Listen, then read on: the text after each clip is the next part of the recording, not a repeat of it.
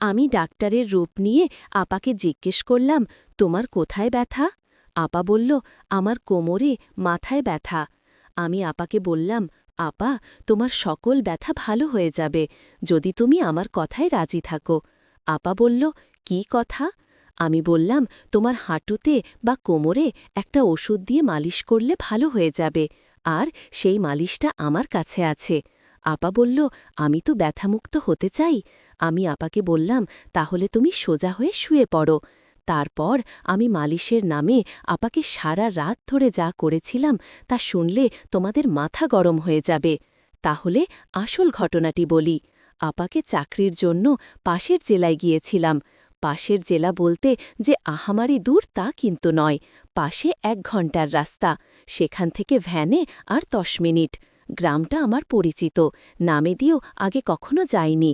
তবে যাওয়ার আগে বাড়ি থেকে শুনে গিয়েছিলাম ওই গ্রামে আমাদের এক আকনিয়ের বাড়ি। চাচা বাবার মাস্তুত ভাই, ঘনিষ্ঠ, কিন্তু দীর্ঘদিন যোগাযোগ নেই। ওই চাচাকে আমি দেখেছি, কিন্তু কখনো তাদের বাড়িতে যাওয়া হয়নি। ফেরার পথেই বিপত্তিটা ঘটল। বিপত্তি না বলে সৌভাগ্য বললেই বোধহয় ভালো হতো। দুপুরের প্রচণ্ড রোদে ভ্যানে করে ফিরছিলাম। গ্রামের রাস্তা যদিও কাঁচা রাস্তা, ফাঁকা ফাঁকা বাড়ি পড়ছিল, কিন্তু বিধি বাম কিছুদূর আসার পর ভ্যানের চাকা পাংচার। চোখে সরিষার ফুল দেখলাম। যদিও রাস্তার বেশি দূরের নাই, কিন্তু হাঁটা তো আমার পক্ষে সম্ভব নয়। ভ্যানওয়ালা বিরস মুখে বলল, ভাইজান, ভাড়া দেওয়া লাগবে না। ক্লান্ত, ঘামে ভেজা মুখটা দেখে মায়ায় লাগো, ভাড়ার চেয়ে বেশি দিলাম। কিন্তু আমি এখন কি করি? গ্রামের প্রায় মাঝামাঝি, কোনো দোকানও আশেপাশে চোখে পড়ছে না। ভ্যানওয়ালা এখনও দাঁড়িয়ে আছে। তাকে বললাম চলে যেতে। সে যেতে যেতে বলল, অপেক্ষা করতে, ভ্যান অবশ্যই পাওয়া যাবে। আমি অপেক্ষা করতে লাগলাম ভ্যানের জন্য, কিন্তু কপালে থাকলে ঠেকাই কে? বেশ কিছুক্ষণ অপেক্ষা করে বিরক্তি ভরা মন নিয়ে আস্তে আস্তে হাঁটতে লাগলাম। বেশ অনেকক্ষণ ধরে হেঁটে চলেছি, টপ টপ করে ঘাম ঝরছে গা দিয়ে। গ্রামের প্রায় শেষ মাথায় এসে গেছি। কোনো ভ্যানওয়ালার দেখা হয়নি এখনো পর্যন্ত। তেষ্টায় ছাতি প্রায় ফেটে যাচ্ছে। আরও খানিকটা আসলাম, আর মাত্র ৩টা বাড়ির সামনে। চৈত্রের দুপুরের প্রচণ্ড রোদ, মাটিন গলছে, হাঁটতে পারছি না, যা থাকে কপালে। পানি না খেলে টিকা যাবে না ভেবে একটু দাঁড়িয়ে বাড়ি ৩টার দিকে তাকালাম। প্রথমটা পাঁচিল দিয়ে ঘেরা, পরেরটা কুঁড়ে ঘর মতো, তার পরেরটা রাস্তা থেকে বেশ একটু দূরে নতুন একটা বাড়ি, বাঁশের চটা দিয়ে ঘেরা। বড়বাড়িটায় যাওয়াই উচিত হবে মনে করে আস্তে করে গেট ঠেলে ঢুকলাম। সবাই আমাকে দেখে, বাড়ির বাচ্চাসহ সবাই চমকে উঠে। আমাকে দেখে উঠল। উঠানে একপরা মাছ কুটছে। সামনে রান্নাঘরের বারান্দায় ৩ সুন্দরী মহিলা রান্না করছে। বাড়িতে ছোট ছোট বাচ্চা ভর্তি। গ্রামের পরিবেশের সাথে একটু শহরের ফ্যাশন। অত্যন্ত সুন্দরী মহিলাগুলো, যদিও বয়স হয়েছে, কিন্তু এখনও লাবণ্যময়। খোকা, কাউকে খুঁজছ? প্রশ্নের সমৃদ্ধি ফিরে পেলাম। জি, একটু পানি খাবো। একজন বউ, উঠে আসো, সামনে টিউবওয়েল থেকে পানি আনা। ইতিমধ্যে বাড়ির ছেলেরা বুঝতে পেরেছে বাড়িতে কেউ এসেছে। একটা চেয়ারও পেয়ে গেলাম। জীবনটা আবার পানি পেয়ে সতেজ হয়ে উঠেছে। মাছ কুটতে কুটতে মহিলা জিজ্ঞাসা করলেন, বাড়ি কোথায়? কিছু বললাম না, কোনো আগ্রহ দেখলাম না। এবার উঠতে হয় ভেবে উঠে দাঁড়ালাম। ও কি, খোকা, উঠছ কেন? দুপুরবেলা বাড়িতে মেহমান আসলে না খেয়ে যেতে নেই। এটাই আসলে বাঙালিদের প্রধান ঐতিহ্য। বাড়িতে মেহমান আসলে তাকে সমাদর করা, আপ্যায়ন করা না? তার দরকার নেই। বললাম বটে, কিন্তু কেন যেন খিদা নয়। মহিলার দেবীর মতো চেহারায় আমাকে অনেকটা মায়ে আটকা পড়ে গেলাম। বাড়ির ছেলেদেরকে তার মা বললেন আমাকে বাড়ির ভেতরে নিয়ে যেতে। বাধ্য হয়ে গেলাম। বেশিক্ষণ অপেক্ষা করতে হলো না, ১০ মিনিটের মধ্যেই ভাত চলে আসো। এতক্ষণ একা বসে বোর ফিল করছিলাম, কিন্তু যেই তাকে দেখলাম, ক্লান্তি আর বোর যেন এক নিমেষে উধাও হয়ে গেল। খুব সুন্দর দেখাচ্ছে তাকে। বধূও মুখে কিছু ক্রিম মেখে এসেছে। অপূর্ব সুন্দর দেখতে, শ্রদ্ধা করার মতো চেহারা। কিন্তু একটু গভীরভাবে দেখলে শ্রদ্ধার সাথে সাথে অন্য কিছু করতেও ইচ্ছা করবে, সুন্দরী বাঙালি মায়েদের মতো। আমি ভাত খাওয়া শুরু করলাম। তোমাদের ওখানে আমার এক দেউরের বাড়ি আছে। কথা শুনে আবার তাকালাম। নাম কি? আমার প্রশ্নের উত্তর দিতে দিতে তরকারি এগিয়ে দিচ্ছিলেন তিনি। নামটা শুনে চমকে উঠলাম। আমার বাবার নাম বললেন। আমি কিছুই বললাম না, কিছুই চুপচাপ শুনতে লাগলাম। চিনি কিনা জিজ্ঞাসা করল। হ্যাঁ বোধক মাথা নাড়ালাম। পাঠকরা বিরক্ত হচ্ছেন বোধা, বিরক্ত করার জন্য দুঃখিত। হঠাৎ করে পাওয়া এই আত্মীয় বাড়ি আর আত্মীয়ের পরিচয় দেওয়ার কারণ শুধু একটাই, কার মেয়ের চেহারাটা অনেক সুন্দর। যাই হোক, কিছুক্ষণ পরে চাচাও বাড়িতে আসলেন। খাওয়া দাওয়া শেষে বিশ্রাম। কিন্তু যেহেতু আমার সময় কম, তাই চাচি আমাকে তার খাওয়া বন্ধ রেখে এগিয়ে দিতে আসলেন। ওই সামনের বট বাড়িটা তোমার বট আপাদের। ইতিমধ্যে জেনে গেছি আমার এই চাচির 4 ছেলে আর 2 মেয়ে। বট মেয়েটার বাড়ি ওইটা। চল দেখা করে আসি। কোন ছোটবেলায় তোমাকে দেখেছে? চাচির সাথে থাকতে কেমন যেন মায়া অনুভব করছিলাম। পৌঁছে গেলাম চাচির অল্প বয়সী ঘরে। অপরূপ সুন্দর এক মেয়ে। কোন ছোটবেলায় তোকে দেখেছিস? আছিস না কেন ভাই? আমরা তো পর আগে। চাচা মাঝে মধ্যে আসতো, এখন তাও আসে না। রক্তের সম্পর্ক কি ভোলা যায়? এক নাগাটে বলে চলেছে, আপা আমাকে পেয়ে যেন তার কথা ফুরাচ্ছে না। ও খোকন, দেখকে এসেছে। বছর 20-এর এক ছেলে বেরিয়ে আসলো ঘর থেকে। পরিচয় হলো আপার ছেলে। ছোট নয়, 7 বছরের আরও একটা ছেলে আছে। তাকে দেখলাম না, শুনলাম স্কুলে গেছে। আরও অনেক কিছু শুনলাম। চাচি ইতিমধ্যে চলে গেছে, সেজন্য বোধহয় তাদের প্রতি আমার মায়া সবসময় বেশি। আর এমন মেয়ে দেখলেই জীবনের একটা কঠিন সিদ্ধান্ত নিলাম। আমার একটা কিছু করতে হবে, আমি তো লোভ সামলাতে পারছি না। না, বাস্তব উদাহরণ আমার সামনে। আবার ভাত খেতে হলো। পেট ভরা, কিন্তু এমন সুন্দর কেউ বেঁধেছে ভাবতে বেশি করেই ভাত খেলাম। খাবারটা অনেক স্বাদ ছিল। যেমন উনি সুন্দর, তেমন তার হাতের রান্না করা খাবার। অনেকে গল্প শুনলাম, ছোটবেলায় আমি কেমন ছিলাম আপার কাছ থেকে, যেতে চাইতাম না, ইত্যাদি ইত্যাদি। তবে সবচেয়ে মনোমুগ্ধকর যে কথাটা শুনলাম সেটা হলো, আপার বয়স যখন 14 তখন তার বিয়ে হয়েছিল। ছিল পরের বছর। তার পরেরটা। অনেক আসার পর দুলাভাই বিদেশ গেছে। 2 বছর আগে একবার বাড়ি যদিও এসেছিল, কিন্তু 1 মাসের বেশি থাকতে পারেনি। বর ছেলেটাও বিদেশ ছিল, কিন্তু কী কারণে যেন বাড়িতে চলে এসেছে 3 মাস পরে। আবার যাবে। সমস্যা হচ্ছে তাই নিয়ে, আমার কোনো যোগাযোগ আছে কিনা দালালদের সাথে, ইত্যাদি ইত্যাদি। কথা যেন শেষ হয় না আপার, কিন্তু আমার মনে তখন বইছে অন্য ঝড়। এত সুন্দরী মহিলার স্বামী আজ 7 বছর বিদেশে। উনি একা একা কিভাবে সময় পার করে ভাবতে লাগলাম। আপা বলতে লাগলেন, তারপরে আবার ছেলে নিয়ে বিপদে আছে, সহজ টার্গেট। কিন্তু কিছুক্ষণ পরেই আমার ভুল ভাঙা। মেয়েদের চোখ জহুরির চোখ। আমি তার ছোট ভাই, যে আমাকে ছোটবেলায় অনেক সময় সাথে নিয়ে ঘুরেছে, ভালোবাসে, আদর স্নেহের অভাব তার কাছে আমার জন্য নেই। চাচার বাড়িতে না থাকতে চাইলেও বোনের বাড়ি থেকে খুব সহজে বের হতে পারলাম না। বোনের পেতে দেওয়া বিছানায় বিশ্রাম নিতে হলো। বোন আমার বাইরের কাজ গুছিয়ে এসে বসল আমার মাথার কাছে, আমার সাথে ছোটবেলার গল্প করতে লাগল। আমার মামিও আমার পাশে এসে এভাবে গল্প করত। অনেক অনেক দিন দেখিনি তাকে। হঠাৎ যেন সেই মামির কথাও মনে পড়ে গেল। দীর্ঘদিনের অভিজ্ঞতায় জানি কিভাবে মেয়েদেরকে পটাতে হয়। সহজ তরিকা তাদের চেহারা আর সৌন্দর্যের প্রশংসা করা, সেটাই করছিলাম। বোন হঠাৎ বাইরে গেল। ছেলের গলার আওয়াজ পেয়ে, ভাগ্নে আমার খুব ভালো, সে বাইরে যাবে। 2 ভাই বোন একা হয়ে গেলাম। দেখ ভাই, আমাকে প্রশংসা করতে হবে না, তোর দুলাভাই আজ 7 বছর বিদেশ। অনেকে আমাকে চেষ্টা করেছে, কিন্তু সুযোগ কেউ পায়নি। তুই ভাই হয়ে বোনের দিকে। আপা, আমি কিন্তু খারাপভাবে বলেনি, আপনি আসলেই সুন্দর। না রে ভাই, এখন আর সুন্দর কই, আগে তো দেখিসনি, দেখলেও তোর মনে নেই। এখন গায়ের রং পুড়ে গেছে, বুড়ো হয়ে গেছি। বুঝলাম অনেকে চেষ্টা করলেও আমি ব্যর্থ হচ্ছি না। অসৎ কেবল কাজ শুরু করেছে, তবে সময় দিতে হবে, ধীরে ধীরে আগাতে হবে। তড়িঘড়ি করলে সব হারাতে হবে। অনেকক্ষণ থাকলাম, বিভিন্ন কথা বললাম, শুনলাম। আসার সময় অন্যায় আবদারটা করেই বসলাম। এগিয়ে দিতে এসে তার ছেলের ব্যবস্থাটা করার কথা আর বলল না। চিন্তায় পড়ে গেলাম। আমাকে কি খারাপ ভাবো? কাজের চাপে 2 দিন মনে ছিল না তার কথা। আসার সময় মোবাইল নাম্বার নিয়ে এসেছিলাম। হঠাৎ সন্ধ্যায় রিং বেজে উঠল। ভাই, কেমন আছো? বোনের কথা এত তাড়াতাড়ি ভুলে গেলে? যথারীতি বোন বাড়িতে একা। কিন্তু যে অভাব নেই বুঝলাম তার কথাবার্তায়। আমাকে বসতে দিল, কিন্তু বারান্দায়। এমন জায়গায় কিছু করা যাবে না। কৌশল খুঁজতে লাগলাম। বেশ কিছুক্ষণ কথা হলো বর ছেলে নিয়ে। তারপরে আসল কৌশল প্রয়োগ করতে গেলাম।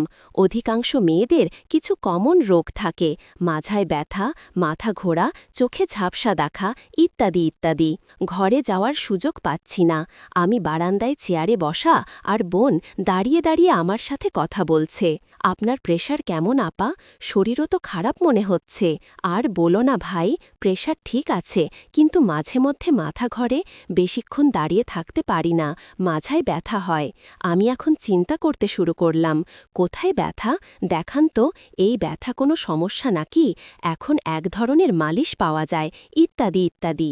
না থাক, দেখতে হবে না, ডাক্তার দেখাচ্ছি।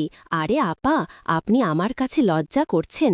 আপা, রোগ কিন্তু পুষে রাখতে নেই। এমনি আপনার অল্প বয়সে বাচ্চা হয়েছে। এই সমস্ত উপসর্গে পরে কিন্তু বড় রোগ হয়ে যেতে পারে। আরও দুলাভাই বাড়িতে নেই।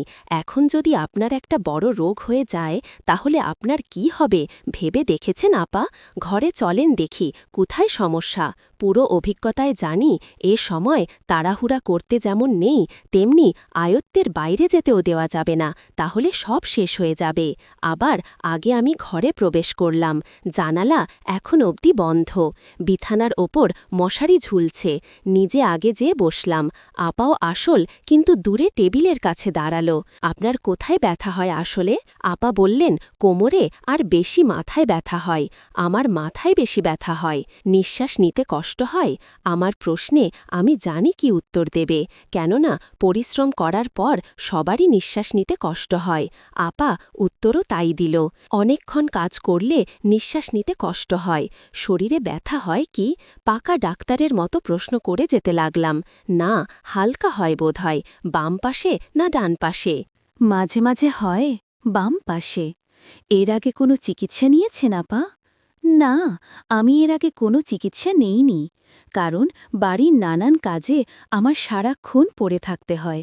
আর তাই সুযোগ পেলাম কোথায় ডাক্তারের কাছে যাওয়ার। আপা, তুমি চিন্তা করো না, আমি ডাক্তারি পড়ালেখা করেছি।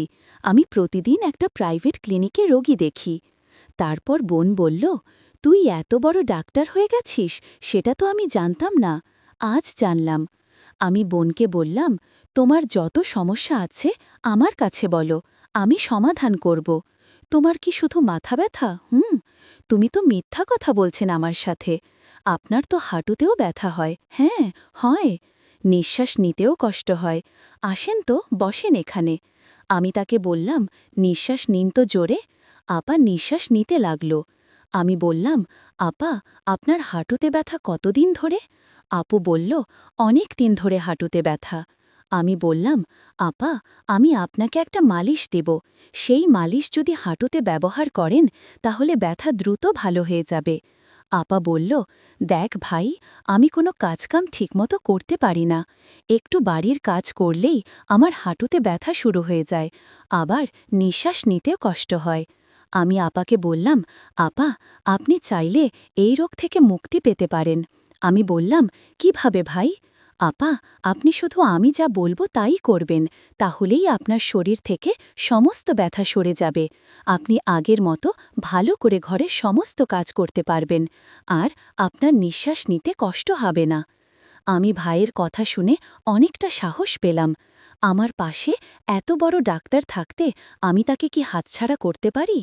আমি বললাম, ভাই, আমার এখন কি করতে হবে সেটা বল। আমি বললাম, আপনার হাঁটুর জয়েন্টে যে ব্যথা, সেটা সরাতে গেলে আমি একটা ওষুধ দিব, সেটা দিয়ে প্রতিদিন ভালো করে মালিশ করতে হবে, তাহলেই ব্যথা সরে যাবে। আমি বললাম, তাহলে ভাই দাও, সেই ওষুধ আমি মালিশ করে নিব।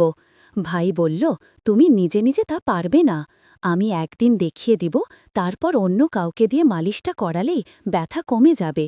ঠিক আছে ভাই, তাহলে তুমি ওষুধটা দিয়ে মালিশ করে দেখিয়ে দাও, আমি পরে বুঝে নিব। আমি মনে মনে ভাবলাম, আপা এই মাত্র লাইনে আসছে। আসলে আপার সত্যি সত্যি হাঁটুতে ব্যথা ছিল। আমি বললাম, আপু আজ তোমার বাড়িতে রাতে কে কে থাকবে? আপু বলল, কে আর থাকবে, আমি, আমার ছেলে, আর কেউ তো নাই। আমি বললাম, তাহলে আপা আপনি আজ একা রুমে ঘুমাবেন। আপা বলল, কেন? আমি বললাম, আপনার জন্য আমি মালিশ নিয়ে আসব। তাই? ও তাই, ঠিক আছে, আমি তোমার জন্য অপেক্ষা করছি। আমি আপাকে বললাম, আপা আমি ফার্মেসি থেকে আপনার জন্য মালিশটা কিনে নিয়ে আসছি। আপা বলল, তুমি আমার জন্য এত কিছু করছো? আমি বললাম, ভাই তার বোনের জন্য এইটুকু করতে পারবে না? আমি মনে মনে মনে চিন্তা করতে লাগলাম, এতদিনের স্বপ্ন আজ আমার পূরণ হতে চলেছে। আমি বাজার থেকে আপার বাসায় আসলাম। আপা বলল, তোমার জন্য আজ ভালো কিছু রান্না করেছি, আসো খেয়ে নাও।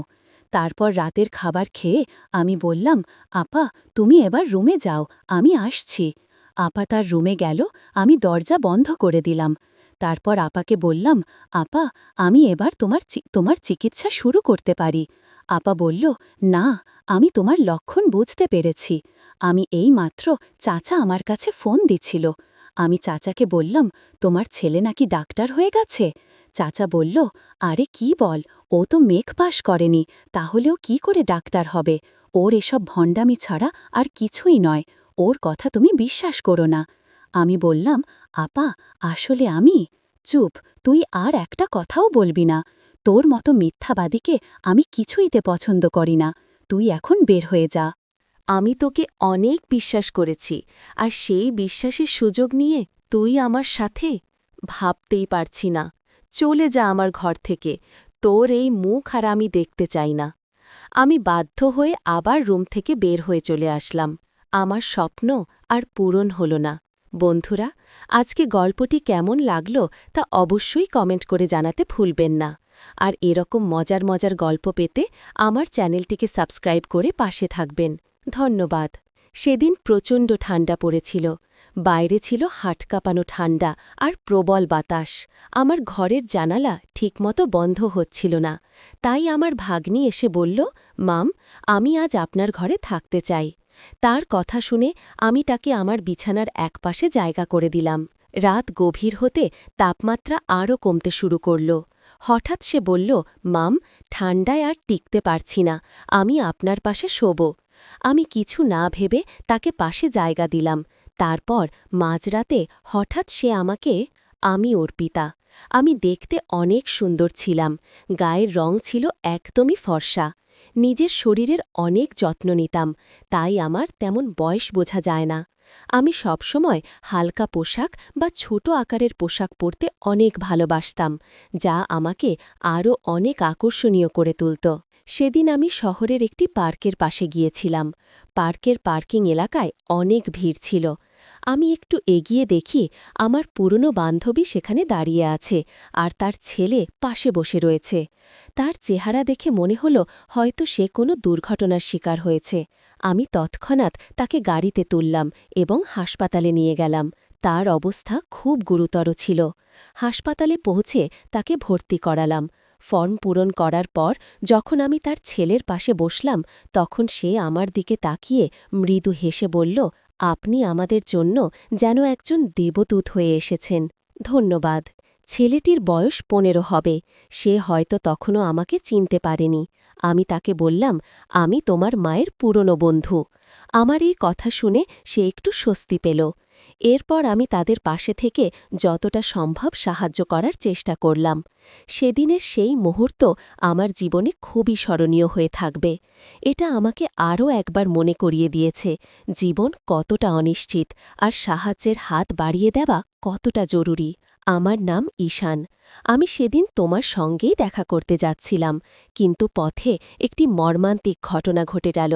আমার বান্ধবীর ছেলে বলল, হাসপাতালে পৌঁছে যখন তোমার মায়ের খবর জানতে চাইলাম তখন তুমি ভয়ে আর অশ্রুতে ভেঙে পড়েছিলে। আমাকে জড়িয়ে ধরে তুমি কাপা গলায় বলেছিলে, মাম, মা তো ঠিক হয়ে যাবেন তাই না? ডাক্তাররা তোমাকে ভেতরে নিয়ে গেল কেন? মায়ের কিছু হবে না তো? তার এই প্রশ্নগুলো যেন আমার হৃদয়কে বিদ্ধ করছিল। আমি তার মাথায় হাত রেখে বললাম, চিন্তা করো না, আমরা সবাই তোমার মায়ের পাশে আছি, কিছুই হবে না। আমার কথা শুনে সে একটু শান্ত হল। কিছুক্ষণ পর ডাক্তার বাইরে এলেন এবং আমাকে একান্তে তার কেবিনে ডেকে নিলেন। আমি আশঙ্কার সাথে তার কথা শুনছিলাম। ডাক্তার জানালেন তার মাথায় আঘাত লেগেছে, আর সেই আঘাতের কারণে তিনি কোমায় চলে গেছেন। তার কথা শুনে আমি স্তব্ধ হয়ে গিয়েছিলাম।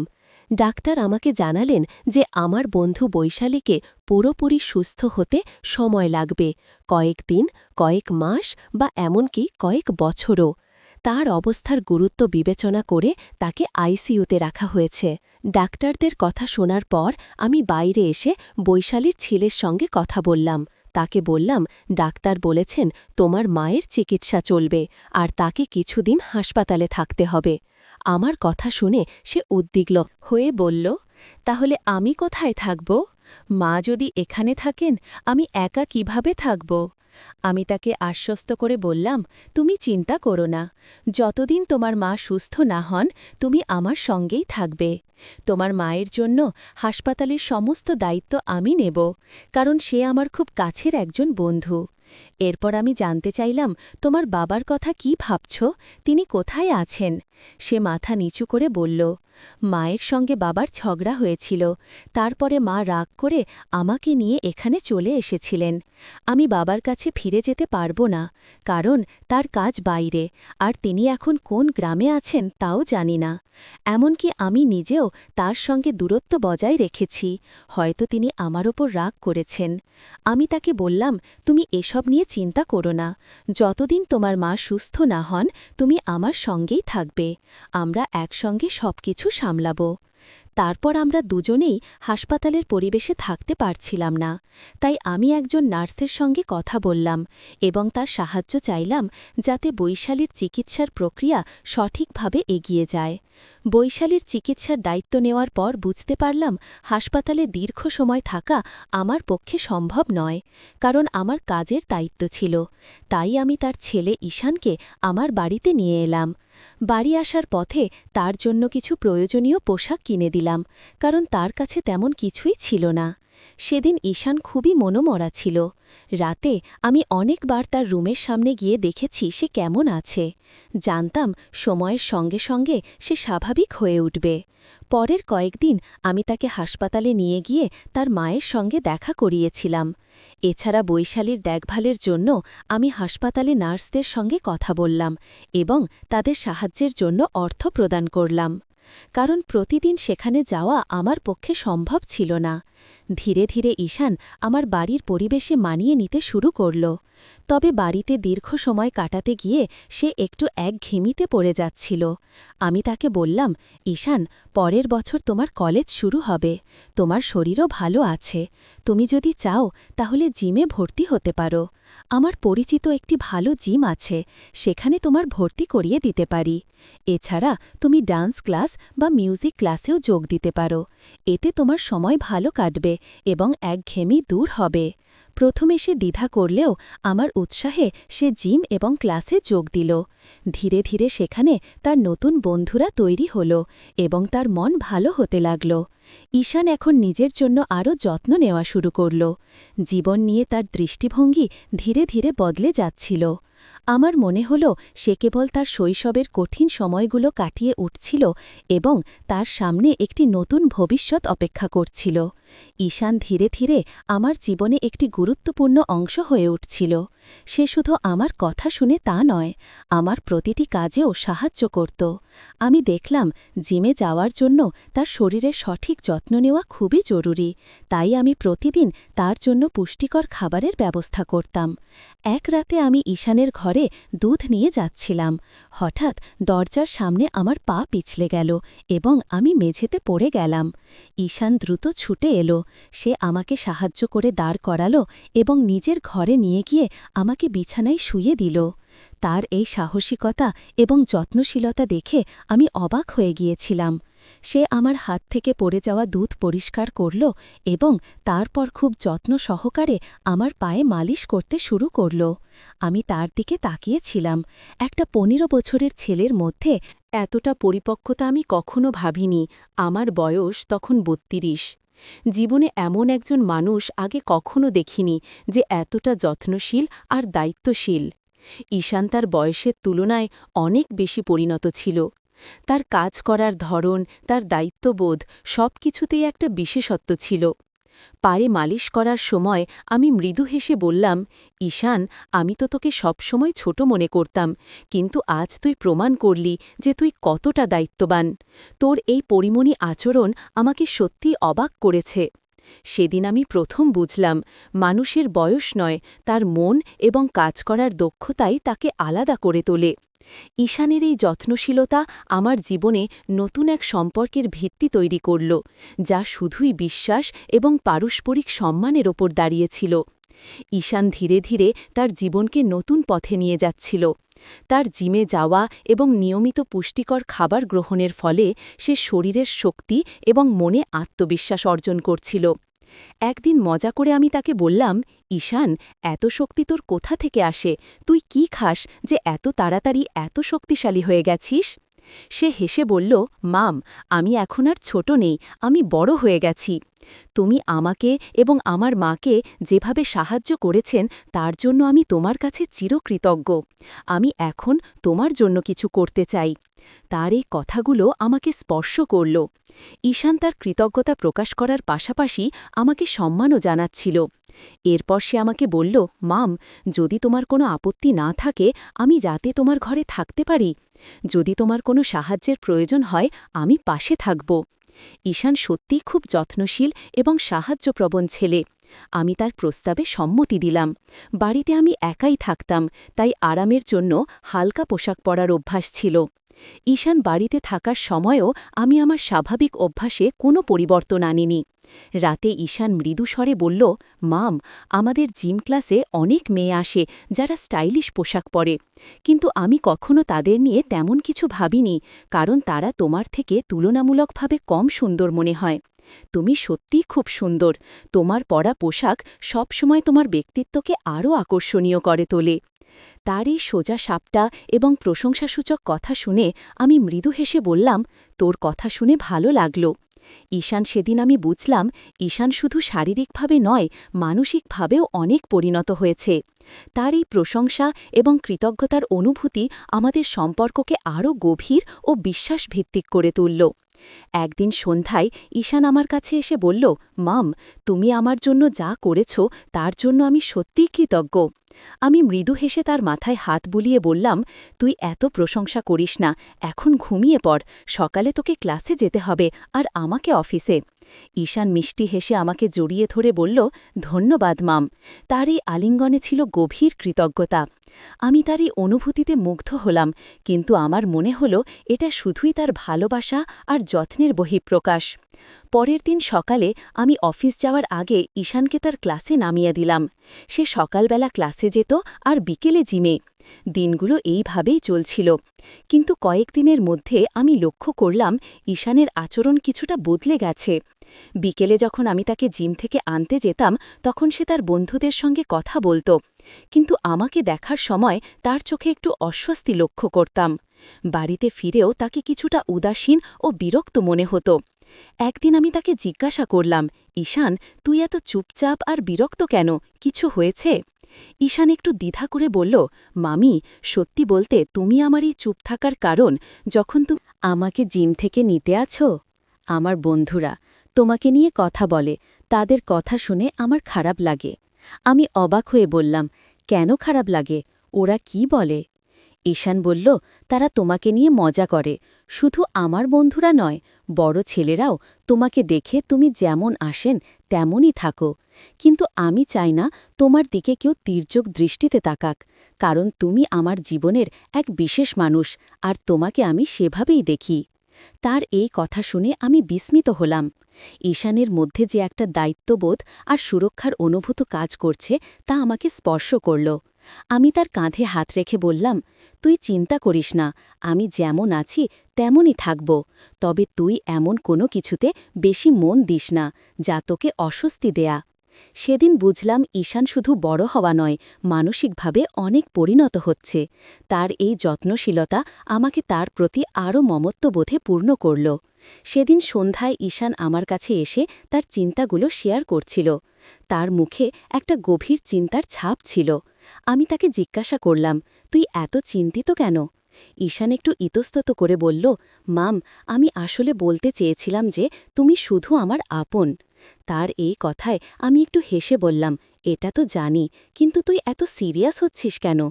ঈশান লজ্জায় একটু মাথা নিচু করে বলল, আমি আসলে তোমাকে খুব ভালোবাসি, কিন্তু মামি হিসাবে তুমি আমাকে মাকে এত সাহায্য করেছ সেটা আমি কখনো ভুলতে পারব না।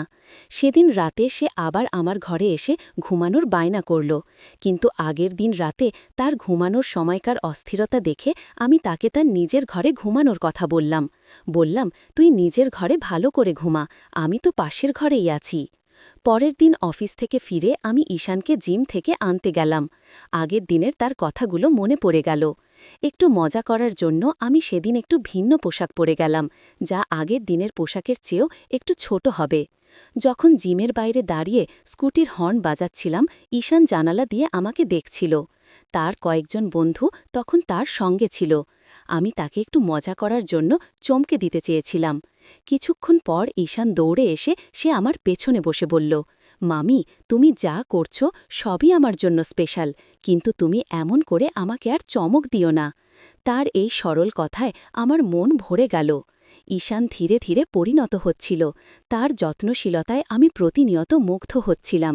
এটাই ছিল আমাদের সম্পর্কের গভীর বন্ধন, যেখানে আমরা একে অপরের প্রতি মমতা ও ভালোবাসা দেখাতাম।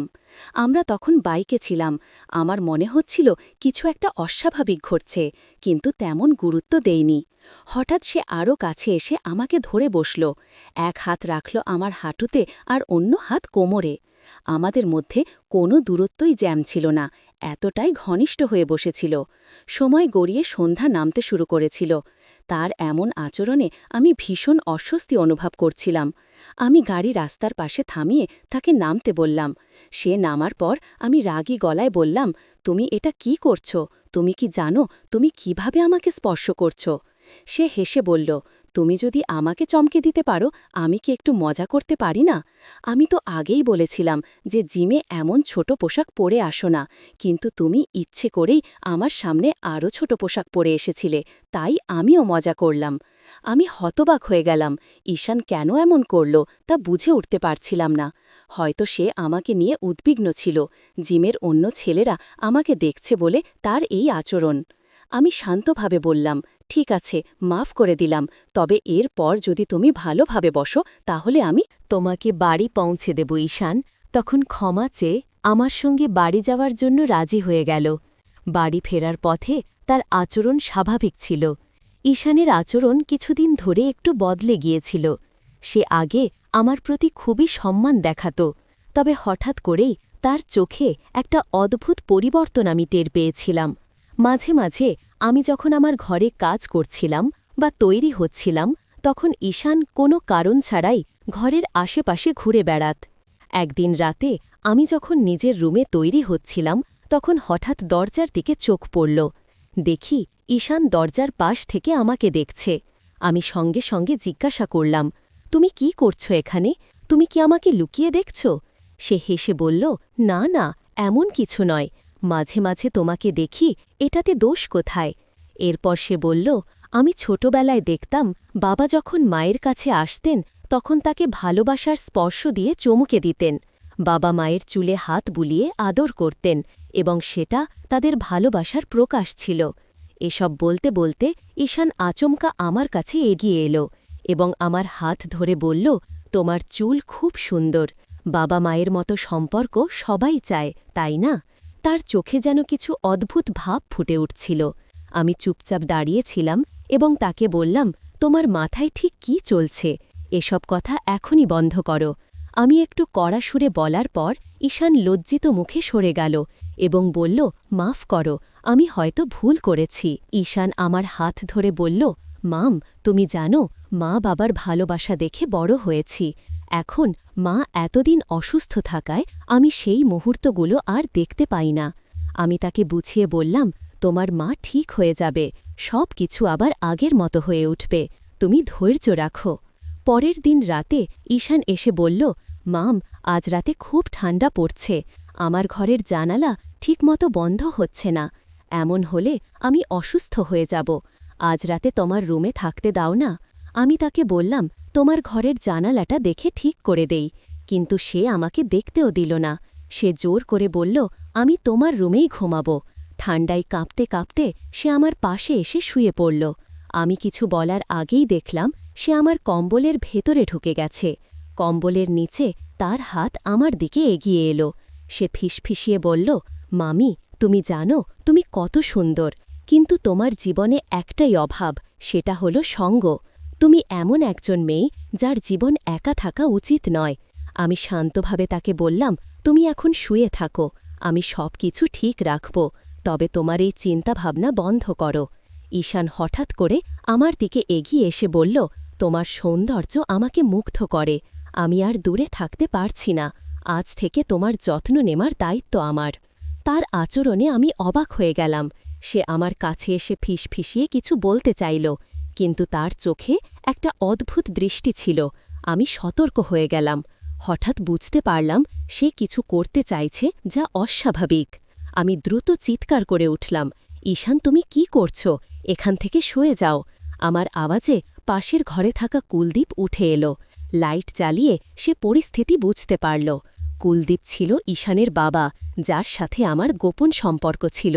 সে আমায় পাশের ঘরেই আমার জন্য অপেক্ষা করছিল। কুলদীপ এগিয়ে এসে ঈশানকে বলল, তুমি এভাবে আচরণ করছো কেন? এটা কি ঠিক? ঈশান একটু থেমে বলল, আমি জানি না কেন, কিন্তু আমি নিজের আচরণ নিয়ন্ত্রণ করতে পারছি না। আমি কুলদীপের দিকে তাকিয়ে বললাম, তোমার ছেলের এই আচরণ আমার জন্য খুব অস্বস্তিকর। তুমি তার সাথে কথা বলো এবং বোঝাও যে এই ধরনের আচরণ গ্রহণযোগ্য নয়। কুলদীপ ঈশানকে নিয়ে বাইরে চলে গেল। আর আমি মনে মনে ভাবলাম, এমন পরিস্থিতি যাতে আর না হয় তার জন্য সবাইকে সতর্ক হতে হবে। ঈশান আমার দিকে তেড়ে এলো, কিন্তু তখনই কুলদীপ তাকে ধরে থামিয়ে দিল। ঈশান রাগে বলল, তোমার কথাগুলো শুনে আমি আর চুপ থাকতে পারছি না। তুমি জানো, কিছুদিন আগে আমার হাতে একটা চিঠি এসেছে, সেটা আমার মায়ের লেখা। যখন আমি সেটা পড়লাম তখন সব কিছু পরিষ্কার হলো। সে থেমে একটু গভীর নিঃশ্বাস নিয়ে বলল, গত কয়েক মাস ধরে মা বাবার মধ্যে অশান্তি চলছিল। শুরুতে আমি কিছুই বুঝতে পারছিলাম না, কিন্তু ধীরে ধীরে জানলাম বাবার জীবনে অন্য একজন নারী এসেছে। সেই কারণেই তাদের সম্পর্ক এতটা খারাপের দিকে গেছে। আমি স্তব্ধ হয়ে তার কথা শুনছিলাম। ঈশান বলল, মাকে জিজ্ঞেস করেছিলাম, কিন্তু মা কখনো বাবার সম্পর্কে খারাপ কিছু বলেনি। একদিন গার্ডেনে মা তোমার সঙ্গে কথা বলেছিল, সেটা আমি শুনেছিলাম। পরে যখন মায়ের অ্যাক্সিডেন্ট হলো তখন হাসপাতালে থাকা অবস্থায় সেই চিঠিটার কথা জানলাম। আমি জানি তুমি সেই চিঠিটা লুকিয়ে রেখেছিলে। তার চোখে রাগ আর কষ্ট মিশেছিল। সে বলল, তোমার মতো মানুষদের কারণে মানুষ বিশ্বাস হারায়। তুমি কিভাবে অন্যের জীবনে এতটা নষ্টামি করতে পারো? তোমার মতো মানুষ কখনো কারো সত্যিকারের ভালোবাসা পেতে পারে না। আমার মা শেষ পর্যন্ত তোমার মতো একজনের কারণে এই অবস্থায় পড়েছে। আমি হতবাক হয়ে গেলাম, কিছু বলার ভাষা হারিয়ে ফেলেছিলাম। কুলদীপ তাকে শান্ত করার চেষ্টা করছিল। পুরো পরিস্থিতি এতটাই জটিল হয়ে উঠেছিল যে মনে হল কিছু সম্পর্ক কখনো সহজে মিটমাট করা যায় না। সাম্প্রতিক সময়ে আমার মা এক ধরনের মানসিক অশান্তিতে ভুগছিল। তাকে প্রায়ই একটি ইনজেকশন নিতে দেখা যেত। আমি যখন কারণ জানতে চাইতাম সে বলতো এটা একটা সাধারণ ক্যালসিয়াম ইনজেকশন। কিন্তু একদিন আমি ডাক্তারকে কথা বলতে শুনে বুঝতে পারি যে বিষয়টা মোটেই সাধারণ নয়। ডাক্তার জানিয়েছিলেন ইনজেকশনের কারণে তার শরীরে একাধিক সমস্যা তৈরি হয়েছে এবং এর ফলেই সে একদিন হঠাৎ করে অচেতন হয়ে পড়ে। সেখান থেকেই শুরু হয় তার আরও বড় সমস্যার পথ চলা। এই ঘটনাগুলো আমাকে ভীষণ অবাক করে। তখন ঈশান বলে উঠল, আমার মা এতদিন ধরে যে সমস্যার মধ্যে দিয়ে যাচ্ছিলেন তার মূল কারণ তুমি। তুমি তাকে এমন এক ভুল পথে নিয়ে গেছ যেখান থেকে সে আর ফিরে আসতে পারেনি। এই হাই ডোজ ইনজেকশনই তাকে শেষ পর্যন্ত কমায় পাঠিয়েছে। আমি চুপচাপ দাঁড়িয়েছিলাম। সত্যি বলতে আমার ভিতরে এক ধরনের অপরাধবোধ ছিল। ঈশান আরও বলল, আমি মায়ের ব্যাগ থেকে সেই ইনজেকশন পেয়েছি। মা শুধু ভুক্তভোগী, তার নিজের কোনো দোষ ছিল না। কিন্তু তোমার ভুলের শাস্তি আজ সে পেয়েছে। এখন সময় এসেছে তুমি নিজেও সেই শাস্তি পাও। তার এই কথাগুলো আমাকে স্তব্ধ করে দিল। আমি বুঝতে পারছিলাম না কি বলবো। আমার মুখ থেকে শব্দ বের হচ্ছিল না। সত্যি বলতে আমিও অনেক বড় ভুল করেছি। তবে এই ভুলের জন্য আমি একা দায়ী নই, কুলদীপও সমানভাবে জড়িত। আমি কুলদীপের প্রতি পাগলের মতো আসক্ত ছিলাম, যদিও জানতাম